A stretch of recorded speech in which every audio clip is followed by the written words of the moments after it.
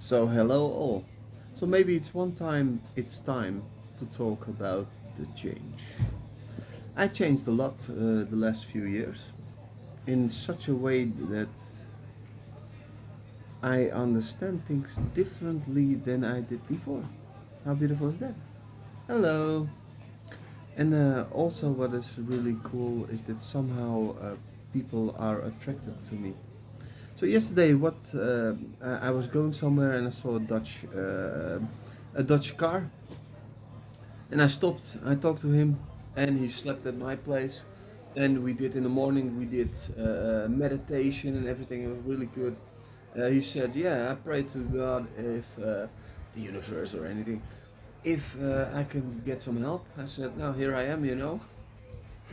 So what I want to tell you is, you have to become the change that you want to see, and that's really important. So when you are sending happy energy out, you will receive happy energy, because that's the frequency, like a radio sender. It's the frequency that you send out that will be received. So what just happened a few moments ago, and what happens all the time, is that people somehow feel my energy, and that's really cool.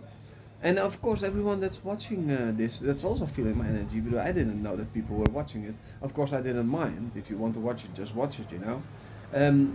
What I want to do is to make you think again about life, about the things. There is a research about the children that went to school, and every year they went to school, they become, um, yeah, stupider maybe. They eventually, in the end of the school, they did the research and they tried to solve problems, and only 2% of the end of the school could solve their own problems. So one of the things that we learn at school is to listen. But listening is not using your own brains. Is looking at the sky and thinking like, yeah, I don't want to trigger you, but the chemtrails, they call it in a normal sense, not to trigger you, geoengineering. And if you're gonna look at Google, you will find that chemtrails. You will be like, why can I find not the chemtrails, but if I put geoengineering, I can find it. And they are telling you proud that they are putting silver iodide in the sky to reflect the sun. And then you're gonna search, of course, because this is what I want you to do. I want you to use your own brain and think like, but what is silver iodide? Just be curious, and you will find out. I'm not gonna tell you because I hope you're gonna find out yourself.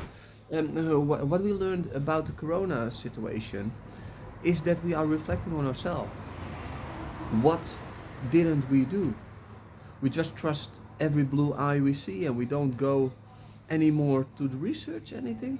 Of course, they made use of their situation. They made use of that you maybe probably trust them, because you bring in the earns, you bring in the money, so you assume that they have the best interest with you, because if you cannot work, they don't get money. But what if I get more money? If somebody else give me money, and I will say the vaccine is good, because that's what eventually happened. We have a lot of people dying in the Netherlands. And the strange thing is the politics don't want to research it. There are some that want to research it and some don't. If there's something happening, the first question is, why don't they research it? So yeah, now of course I'm going the wrong direction again. But I want to make yourself think again. What these days? What does inflation mean? What if you are so rich and you are only money minded? That's the difference that you have to accept, that there are people that only are money minded. They are so money minded that nothing else matters. And we can see that because that's why there is war. How can there be war if everyone loves each other? If they have a conflict, they talk to each other. If they have a conflict, why don't they fight just the two of them? And we just watch. We even do like this. I prefer that Rutte goes to Putin. Uh, I think that Putin will beat him up, and that will be, I don't like Rutte at all, because he's truly evil. What he did all in the Netherlands, it's really crazy. That's why there's a lot of protest in the Netherlands. He's really an evil guy. So just a normal talk. Hello. and saying everyone hello, and that works also. Everywhere I come, people show their appreciation. Also, with I get free stuff, free drinks, and yeah, life is really beautiful if you look the right direction.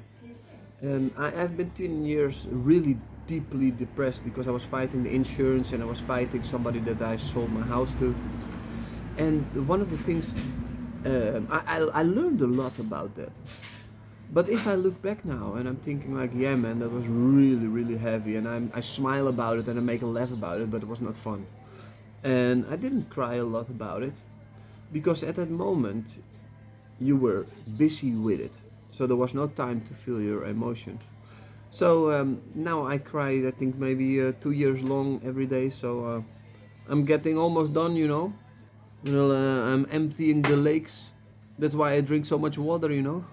No, but crying is really good, you know. And it doesn't mean that you're not a man. But I still look like a man. But I hit already somebody on his mouth here when I was 1 month. So I'm still a man. But I know how I work. I know now that our emotions will stand out in our subconscious, and if that emotion is not heard, it will create a program to prevent that it will happen ever again. Especially if you didn't take the time to talk to it, because it's still thinking that it has to prevent you from hurting. It makes logic if you try to grab a lion by the ass, like I do, of course, because I like a challenge, you know. And he takes off your arm. The next time you think like, maybe I put just my finger only in the hole. No, no, no. Of course, that's not what you're thinking. Okay, I was thinking it, but that's our secret. And then look of course who can run the fastest. And I think that even the Ethiopians, you know, I will go and they're running with bare feet, and I will go vroom, and they're like, what the fuck is happening? And then I walk by and I do just this by his nose out, and he turns around and he knows what's happening. He knows what's happening. Okay, but so yeah, to give it another perspective, you know, there's something to talk about. Hope to make you laugh. Hope to show you that even in the worst case scenarios, there is also always something beautiful. And it's just a matter of perspective. I think the boy in the striped pajamas is a really good example. If you look at that boy's perspective, his dad knew what was going on, but the boy still thought that they were playing. If I hurt my leg and I have really a lot of pain, somebody else sees it and thinks like, that's not a lot. That doesn't mean that my perspective is lying. It is only from his perspective that he doesn't feel it that way. And that's something that we have to acknowledge. To help someone, the first thing that we have to do, we have to get into their perspective. Like I had a childhood trauma that I didn't even know. Hallo. Watch. Jo? Ah, super man. Ja, én nem szok beszélek magyarul, kicsi, eh? Ja. Ja. Beszél angol? Nincs? Ah, barát, muszáj. Nem, eh? Oké, barát. Szia. So I had a childhood trauma. And my mother didn't even know that I had a childhood trauma. Even I didn't know that I had a childhood trauma. And that childhood trauma was there all my life. And it was an abandonment issue. It was that I was so scared to be left behind that I already burned my boat before I went on the boat. That was my coping mechanism, as they call it. Because there was a program that already said from Dylan, it's not going to work. They're going to leave you or anything, you know. So I was the first that breaks up. Not with all of them. Some of them I just felt like, yeah, we grown apart. I grow further, and they don't want to match my growth. And yeah, that's one of the things that when people go apart, Okay. Um, sorry, I really had to do this for a moment. So we're going on about the perspective again. So I had abandonment issues that I didn't even know from because I thought it was long ago, man. Why should that be a part of me? I thought I already grown up. So what happened? I was writing to someone, and suddenly I was there. Suddenly, while I was telling from what happened to me, like I didn't know. Suddenly, I was there as 40 years old. Suddenly, I was there. I think that I was 3 years old. Like 3 years old on the Steve Biko Plan in Amsterdam. And I saw from a third perspective. I saw my mother shouting like, "Dylan, if you don't come now, I will leave you alone." And I was so scared, as you can see that little boy standing there. And I was so scared that I didn't even could move anymore. So what I have to do, I have to go to the perspective of my mother and have to understand that we were going to school because my brains were not evolved. And now I'm a grown up and I can see that the whole picture and I can talk to the third person like what's happening.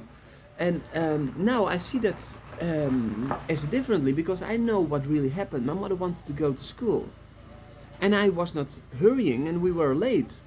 So she hoped to push me a little bit, not knowing, of course, that I had a childhood trauma of abandonment. So what I did, I went to that small guy, I talked to him, I explained what really happened, I listened to him, so his emotions are there, and I asked him, "What do you need?" And he wanted to have a hug. And he wanted to know that everything is gonna be fine. And I told him like, "Man, now you're 40 years. And everything is fine, man. Your mother never left you. She's really beautiful. I still love her.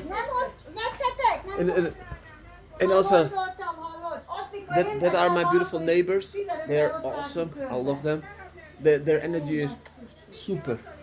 Okay, so everybody loves me. Everybody loves me. And if you don't love me, you have to love me. So I'm coming there to change you,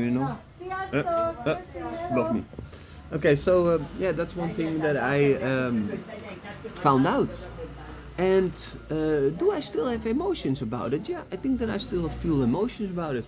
How crazy is that? I was 40 years old and I saw myself and I really felt that emotion.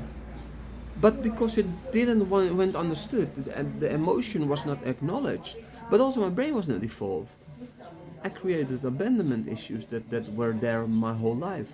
So one of my coping mechanisms is that I was in charge of the relationship. I always try to be in charge of the relationship. And I think that was not really difficult for me because I'm also a smart guy and I really see that the ladies really like that, of course. And if you are good and bad like me, yeah, that helps even more.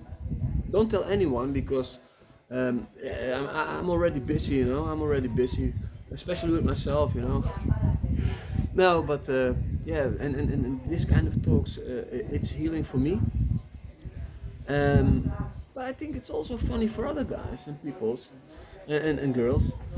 Just to have a laugh, just someone that's just talking around, doing crazy things, not saying everything, but eventually saying some things to think about. Keep it open, Um, yeah, and my music is going on, yeah, again really well. The only problem is me.